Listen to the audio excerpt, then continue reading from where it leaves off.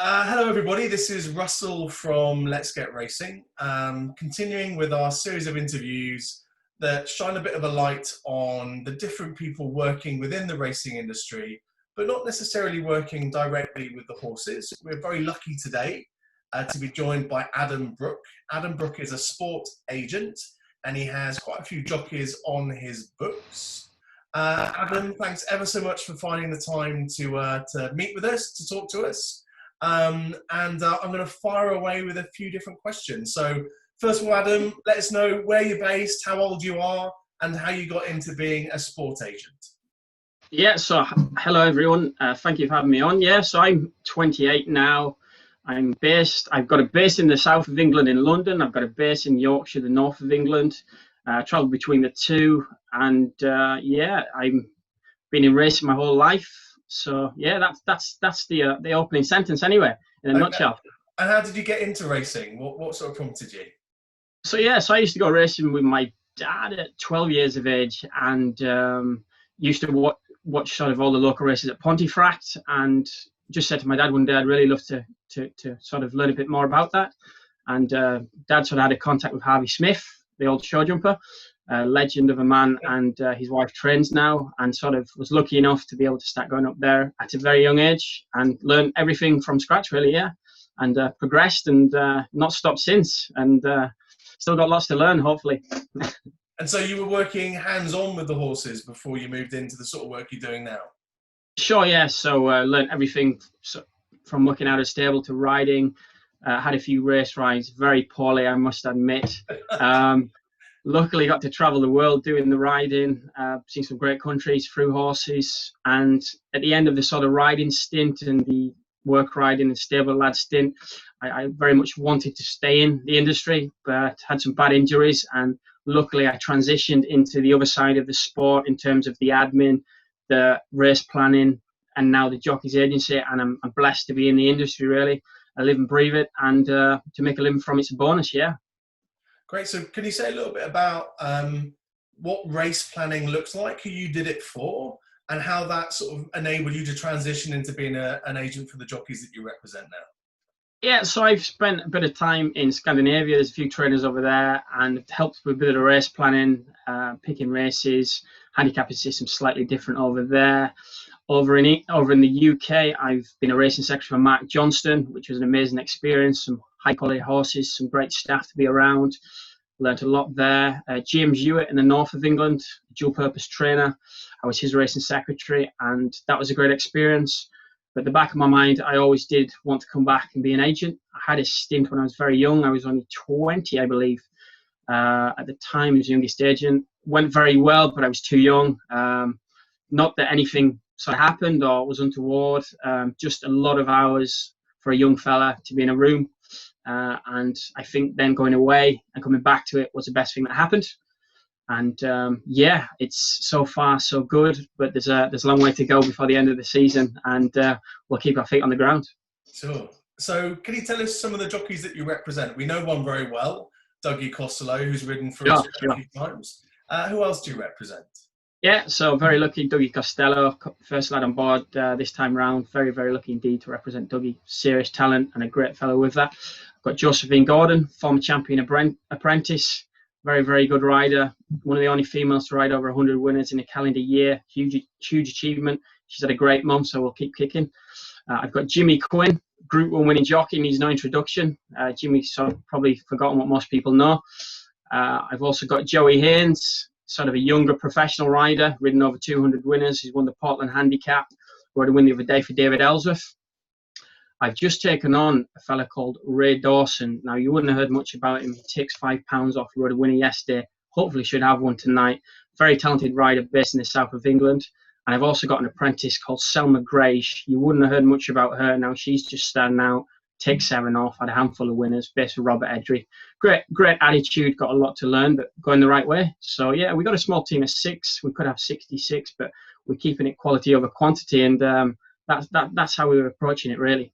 Sure. And, so for our members and people listening or watching this, obviously you've got some weighing room stalwarts there. You've got Dougie Costello, who's been riding for a good length of time. Jimmy Quinn would be one of the older people riding Yeah. He wouldn't let you competitively. know that though. He'd still tell you he's one of the fittest and most active. But yeah, But I think Hayley Turner, who's a female jockey, put up a photo of a dressing room with Jimmy Quinn, yeah, Frankie Dettori, and Franny Norton, who are probably the seen that. three Yeah, older riders, and said this is the vulnerable corner in terms of yeah, yeah. podium.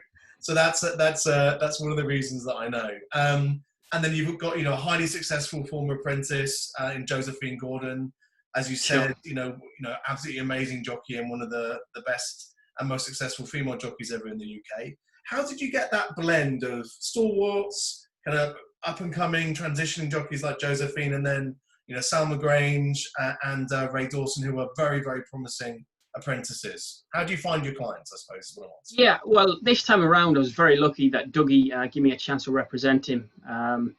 We talked the back in the last year, the start of this, and we made no promises, but we felt that we could do well together. And Dougie took a big leap of faith, let me represent him, and that seemed. Sorry, I'm getting a call here. I'll just put the No problem. just put the message on. It wasn't Sir Michael Stout though, so we're not in luck at the minute. And we did all right. Me and Dougie got off to a decent start, and as you know, Dougie works tirelessly. He's the ultimate dedicated professional, and that helped. I try to work as hard as him. Got off to a good start. One or two other people started to see the results, and Dougie was instrumental in helping us to get the right team with Jimmy and Josie, and professional-wise, and then Joey. In terms of Selma Grage, it was a trainer that I spoke to. I'd also, because I've had the background, being an agent in Scandinavia, obviously Selma's Scandinavian, that was always, a great thing. And then we'd like to think that results, sort of speak for themselves and word of mouth, really. But, it's got to be the right people, Russell. You can have stacks of people, but they have to be the right fit, Sure.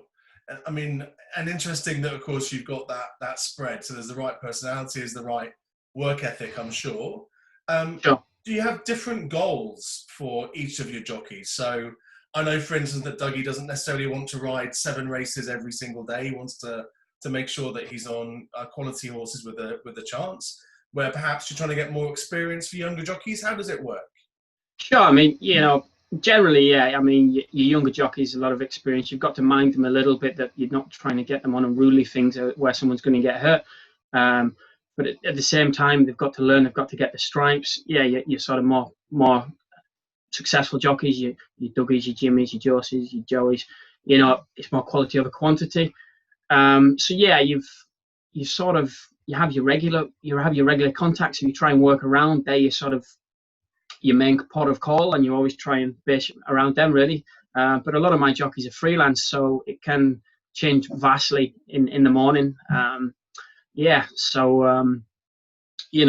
always want to get on the fast ones and the winners. But for example, Josie Gordon, Arigato, rode it in the Bunbury Cup last weekend.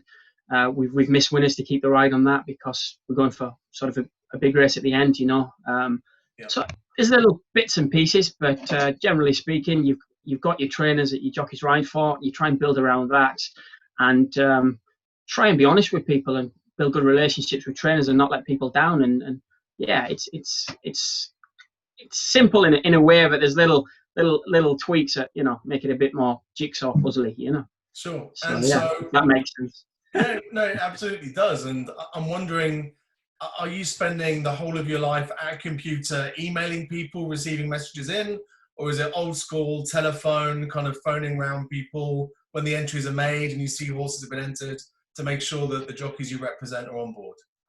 Yeah, sure. So you've got your 60 entries when your entries come out there, and some trainers like to be early doors. They know, right, that horse is going there. We spoke to the owners. We think we're going to get the right ground, or it's an all-weather meeting.